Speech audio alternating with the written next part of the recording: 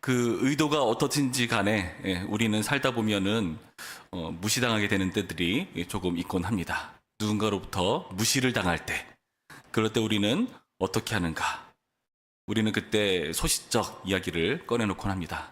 나는 무시당할 만한 사람이 아니다라는 증거로 나의 그런 나쁘지 않다, 나는 괜찮다는 그런 자랑들을 꺼내놓으면서 그 상황을 극복해 보려고 하는 그런 모습을 보일 때가 있곤 합니다.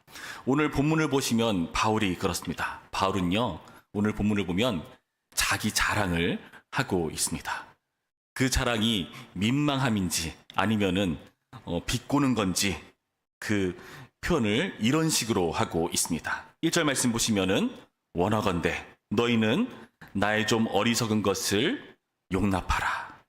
청하건대 나를 용납하라. 이 자랑하는 것을 나의 좀 어리석은 것이라고 말합니다. 그러니까 어리석은 것이라는 게 여러분 어떻게 느껴집니까? 이 어리석은 것, 나중에 차차 밝혀지겠지만 전반적으로 이 어리석은 것이란 오늘 바울은 자신의 자랑, 자신의 변호를 말하고 있는 것입니다. 고린도 교회가요, 바울을요 무시했거든요. 바울을 용납하지 않았기 때문에 지금 뭐라고 말하는 겁니까? 나를 용납하라, 이런 식으로 말을 하는 것입니다. 여러분, 더욱이 지금 사도 바울은 자신이 용납당하지 않는 상황, 이것이 불편한데 더 용납할 수 없는 것은 사도 바울과 전혀 다른, 전혀 이상한 그런 사람들은 용납하고 있기 때문이죠. 4절 말씀 볼까요? 4절 말씀 보시면은 이렇게 나와 있습니다. 만일 누가 가서 우리를 전파하지 아니한 다른 예수를 전파하거나 혹은 너희가 받지 아니한 다른 영을 받게 하거나 혹은 너희가 받지 아니한 다른 복음을 받게 할 때에는 너희가 잘 용납하는구나. 지금 뭐라고 말하죠? 다른 예수, 다른 영, 다른 복음, 이런 거를 전할 때는 너네가 잘 용납하고 있다. 여러분, 전부 다 사도 바울과 반대되는 그런 내용들 아닙니까? 이런 것들을 용납하는 고린도 교회의 모습. 도대체 이렇게 다른 예수, 다른 영, 다른 복음, 이런 것들을 제시하는 존재는 누군가? 5절 말씀 보시면 이런 식으로 밝혀줍니다. 나는 지극히 크다는 사도들보다 부족한 것이 조금도 없는 줄로 생각하노라. 지극히 크다는 사도들이 있대요. 엄청나게 거대한, 대단한 사도들을 지금 사도 바울은 언급하고 있습니다. 여러분, 이 대단하다는 사도들은 도대체 어떤 존재들일까요? 바울은 되게 난감하고 불편할 수밖에 없는 모습들을 오늘 본문은 잘 설명해 주는데요. 3절 말씀을 보시면은 이 대단하다는 사도들은 이런 사람들입니다. 3절 말씀, 뱀이 그 간계로 하와를 미혹한 것 같이 너희 마음이 그리스도를 향하는 진실함과 깨끗함에서 떠나 부패할까 두려워하노라. 뭐라 말하죠? 지금 뱀이 하와를 미혹한 것 같이 너네가 그렇게 그리스도를 떠나게 될까봐 두렵다 말하죠. 그렇다면은 지금 이 대단하다는 사도들을 누구에 빗대고 있는 겁니까? 뱀에 빗대고 있는 겁니다. 그래서 이 자들은 미혹자라고 할 수가 있습니다. 고린도 교회를 미혹하는 존재 말이죠. 그리스도를 떠나게 하려고 하는 미혹자입니다. 여러분, 반면에 바울은 어떤 사람들이죠? 어떤 사람이죠? 2절 말씀 보니까 이렇게 설명합니다. 내가 하나님의 열심으로 너희를 위하여 열심을 내노니 내가 너희를 정결한 처녀로 한 남편인 그리스도께 드리려고 중매함이로다. 그러나 나는, 여러분, 바울은 어떤 사람들입니까? 바울은 그리스도께 드리기 위해서 고린도 교회를 예수님과 중매한 사람, 연결한 사람이라고 밝혀줍니다. 그러니까 중매자라고 할 수 있어요. 그리스도께 드리려고. 정리해볼까요? 여기 나타난 지금 대단하다는 사도들은 그리스도를 떠나게 하는 미혹자, 반면에 바울은 그리스도께 드리려고 하는 중매자라는 것입니다. 또 이 대단하다는 사도들은 어떤 사람들인가? 우리가 아까 읽었듯이 4절 말씀의 표현과 같이 다른 복음을 전하는 사람들입니다.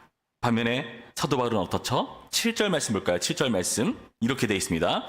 내가 너희를 높이려고 나를 낮추어 하나님의 복음을 값없이 너희에게 전함으로 죄를 지었느냐. 뭐를 전하는 사람이라고요? 하나님의 복음을 전하는 사람입니다. 하나님의 복음을 전하는 사람. 여러분, 하나님의 복음을 전한다는 게 뭘까요? 사도 바울은요, 단순히 하나님의 복음을요, 말로만 전한 사람은 분명히 아닙니다. 그 이후의 말씀을 쭉 보시면 뭐라 되어 있습니까? 내가 너희를 높이려고 나를 낮추어 하나님의 복음을 값없이 너희에게 전함으로 죄를 지었느냐 하면서 내가 너희를 섬기기 위하여 다른 여러 교회에서 비용을 받은 것을 탈취한 것이라. 또 내가 너희와 함께 있을 때 비용이 부족하였으되 아무에게도 누를 끼치지 아니하였음은 마게도냐에서 온 형제들이 나의 부족한 것을 보충하였습니다. 내가 모든 일에 너희에게 폐를 끼치지 않기 위하여 스스로 조심하였고 또 조심하리라. 여러분, 무슨 말입니까? 여기 나타난 표현들을 보니까 뭐라고 되어 있죠? 지금 마게도냐 교회에게는 내가 탈취한 것처럼 굴었다. 그러나 너희에겐 아니다. 너희에겐 폐를 끼치지 않으려고 했다. 그러면서 이것을 10절의 표현과 같이 값없이 너희에게 전했다. 내가 너희를 높이려고 나를 낮추었다. 무슨 표현이겠습니까? 지금 고린도 교회를 배려하면서 그들의 수준에 맞게 자신을 낮추고 그들에게 폐를 끼치지 않기 위해서 자신을 희생하는 모습을 보여주고 있죠. 그러니까 사도 바울은요, 하나님의 복음이라는 것이 곧 말로만 하는 것이 아니라 그의 행동으로 드러나는 그런 복음이었다는 것을 보여줍니다. 대단하다는 사도들은 어땠습니까? 이들은요, 6절 예편에 의하면은 내가 비록 말에는 부족하나 지식에는 그렇지 아니하니. 자신은 말이 부족한 사람이래요. 그러면서 지식에는 그렇지 않다라고 말한 것, 뭘 전제한 것이겠습니까? 그들은 말을 잘한다. 사도 바울은요, 말은 좀 어눌할지 몰라도, 잘 못할지 몰라도 그가 전하는 말은 곧 행동으로 구현되는 그런 복음이라는 것을 보여주고 있습니다. 여러분, 또 어떻습니까? 이들은요, 13절에서 15절까지의 표현에 의하면은 뭐라고 되어 있습니까? 우리 13절과 15절까지의 말씀을 교독으로 읽어볼까요? 13절 제가 먼저 읽습니다.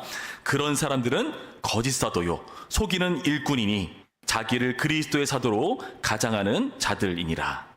이것은 이상한 일이 아니니라. 사탄도 자기를 광명의 천사로 가장하나니 그러므로 사탄의 일꾼들도 자기를 의의 일꾼으로 가장하는 것이 또한 대단한 일이 아니니라. 여러분, 무엇입니까? 지금 그들은요, 자신을 가장하는 사람들이라고 밝혀주고 있어요. 이들은 자신을 가장하는 사람들입니다. 자신의 겉을 가장하면서, 여기서 가장한다는 것은 변형시킨다, 그러니까 변장한다라는 뜻이에요. 그의 외적인 부분들을 바꾸면서 그럴싸한 사람인 척 하고 있다는 거죠.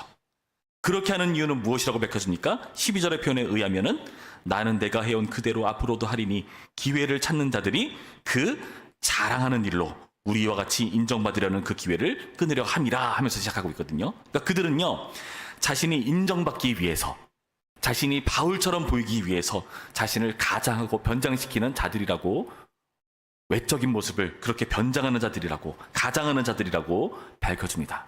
인정 욕구 때문에 말이죠. 반면에 바울은 어떻습니까? 10절의 표현 볼까요? 10절의 표현. 그리스도의 진리가 내 속에 있으니. 그리스도의 진리가 내 속에 있다. 진리를 가지고 있대요. 자기 속에. 내면에 진리를 간직한 그런 존재라고 밝혀줍니다. 쭉 정리해 봅니다. 이들은요, 미혹자고 다른 복음 전파자고 외면 가장자입니다. 반면에 바울은요, 중매자이고 하나님 복음 전파자이고 내면의 진리를 가진 자입니다. 정리하자면은 이 대단하다는 사도들은 결국 거짓 사도인데 결국에는 사탄을 대변하는 존재로 자신을 드러냅니다. 미혹하고 거짓을 일삼는 그런 사탄을 대변하는 사람들. 반면에 바울은요, 이들을 그리스도로 향하게 하기 위해서 중매하고 하나님 복음을 전파하고 그 안에 그리스도의 진리로 차 있는 그리스도 대변자라는 것입니다. 여러분, 이쯤 되면 사도 바울의 이 답답한 마음이 이해가 되십니까? 사도 바울은요, 결국에 고린도 교회가 자신을 용납하지 않는 것이 화가 나는 것이 아니라, 바울은 그리스도를 대변하는 사람이잖아요. 그리스도를 대변하지 않는 그 모습에 화가 나 있는 것입니다. 불편한 것입니다. 여러분, 보통 우리는 이런 상황 가운데 어떻게 할까요? 여러분, 이럴 때 보통 어떻게 하시겠습니까? 내가 정말 그리스도를 위해서 일했는데, 죽어라 하나님의 일들을 감당했는데 전혀 용납받지 못하고 오히려 전혀 상관없는, 그리스도와 상관없는 사람을 따르는 그런 사람들의 모습을 접한다면은 여러분 어떻게 하시겠습니까? 우리의 자존심은 무너질 것입니다. 그리고 화가 나겠죠. 때로는 관두고 싶을 겁니다. 다 포기하고 싶을지도 모릅니다. 오히려 그들을 욕하면서 그들을 내팽개쳐 칠지도 모를 노릇입니다. 여러분, 우리는 지금은 2020년 새해를 맞이해서 뭔가를 거창하게 시작할 수는 있겠지만은 점점 하면 할수록 이런 마음이 들 수가 있습니다. 다 놔버리고 싶은 마음, 기분이 나빠서 관두고 싶은 마음. 여러분, 그런데 사도 바울은 어떻게 하고 있습니까? 나의 어리석은 것을 좀 용납하라 하면서, 지금 이런 말을 구구절절히 하면서 사도 바울은 절대로 이를 포기하지 못하고 있습니다. 그렇게 하는 이유는 무엇입니까? 사도 바울은 그리스도를 대변하는 사람이기 때문에. 여러분, 하나님께서는 결국 누구를 인정하십니까? 여러분, 사도 바울은 하나님께서 누구를 인정하는지를 알기 때문에 이 일을 놓지 않습니다. 11절 말씀, 사도 바울은 이렇게 밝히고 있습니다. 어떠한 까닭이냐? 내가 너희를 사랑하지 아니함이냐? 하나님이 아시느니라. 하나님이 아시느니라. 누가 안다고요? 하나님이 안다고요. 여러분, 때로 주님의 일을 감당할 때 아무도 몰라주는 것 같은 그런 고통이 있을 때 명심하시기 바랍니다. 하나님은 아십니다. 사도 바울은 하나님이 안다는 이 말을 하면서 지금 자신의 이 역할을 감당하고 있는 겁니다. 여러분, 한번 선교사님들 생각해 볼까요? 여러 곳곳에 흩어져서 하나님의 선교사역을 감당하는데 쉽겠습니까? 어렵겠습니까? 지금 우리야 함께 모였을 때, 아, 우리 공동체가 있구나, 같이 한 찬송을 부르는 우리 지체가 있구나, 함께 교제 나누고 함께 그리스도에 대해서 이야기를 나누는 같은 목원들이 있구나 하면서 같이 힘을 얻잖아요. 그런데 선교제에 나가면요, 아무도 그리스도를 몰라요.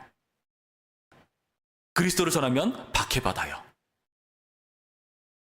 외롭고 힘든 자리죠. 어떻게 버틸 수 있을까요? 하나님이 아신다는 사실 하나로 버티는 것 아니겠습니까? 여러분, 우리도 마찬가지라는 겁니다. 반면에 이 대단하다는 사도들, 거짓 사도들은 어떻게 되겠습니까? 15절 말씀의 마지막에 이렇게 그들의 결국을 이야기합니다. 그들의 마지막은 그 행위대로 되리라. 여러분, 결국 하나님께서는요, 이 모든 것을 아시고 판단하는 심판자, 재판장이십니다. 사도 바울은 이것을 알고 있습니다. 여러분, 우리도 이걸 알아야 합니다. 힘들고 어려울 때, 괴로울 때, 지칠 때, 포기하고 싶을 때, 놔버리고 싶을 때, 오늘 이 사도 바울의 선언을 기억하시기 바랍니다. 하나님은 아십니다. 그 행위대로 결국에 판단하시고 평가 내리시는 하나님, 끝내 우리를 칭찬하시고 인정해 주실 하나님을 우리는 기대하면서 버티는 겁니다. 지금 내가 하는 이 일이 아무도 몰라주는 것 같지만 나는 그리스도를 대변하고 있다. 여러분, 그 사실 하나가 우리가 주님을 대변했을 때에 우리는 알게 될 것입니다. 아, 그리스도께서 나를 대변하시는구나. 그래서 결국에 이 놀라운 하나님의 복된 그 자리로 우리를 인정하시고 세워주시는구나 깨닫는 그날이 옵니다. 여러분, 그 믿음으로 오늘 말씀을 취하시고 우리 삶 가운데 승리하시기를 주님의 이름으로 축원합니다. 기도하겠습니다.